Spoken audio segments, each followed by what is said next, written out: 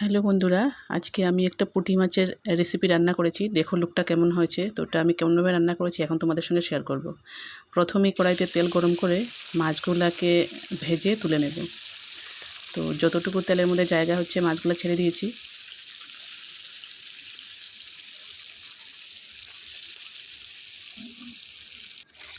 মাছগুলা ভাজা হওয়ার পর এক সাইড ভাজা হওয়ার পর উল্টে দিলাম।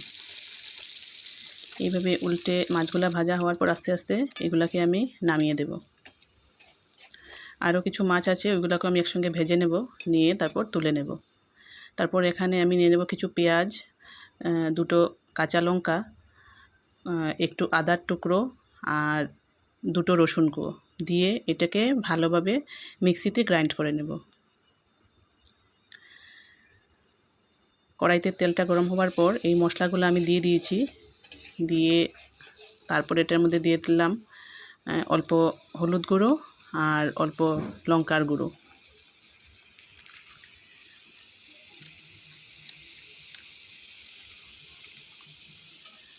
ভালোভাবে মিক্স করে তারপর এটাকে একটু কষিয়ে নেব যতক্ষণ না এটা থেকে তেল বেরিয়ে আসছে।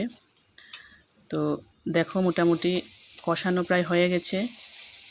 কষানো হয়ে যাবার পর তেলও ছেড়ে দিয়েছে। এখন কষানো হয়ে যাবার পর এটাতে আমি দিয়ে দেব জল। ঝোলের জন্য অল্প জল দিয়ে দেব।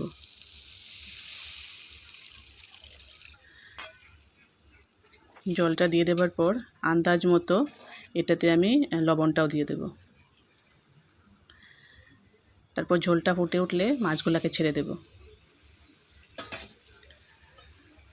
তো মাছটা ছেড়ে আস্তে আস্তে নাড়িয়ে একটু সময় ফুটতে দেব।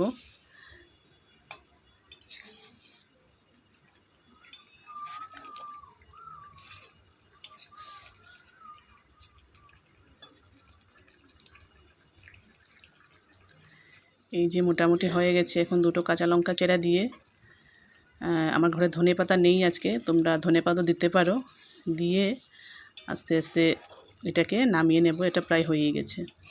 তো আমার এই পুঁটি মাছের রেসিপিটা তোমাদের কেমন লেগেছে তোমরা অবশ্যই আমাকে কমেন্টের মধ্যে জানাবে। এই যে এটার ফাইনাল লুক এসেছে, খেতেও কিন্তু ভালো হয়েছিল। তোমরাও একদিন ট্রাই করে দেখতে পারো। আর আমার রান্নাটা তোমাদের কেমন লেগেছে প্লিজ একবার একটা কমেন্ট করে আমাকে অবশ্যই জানাবে। ধন্যবাদ সবাইকে।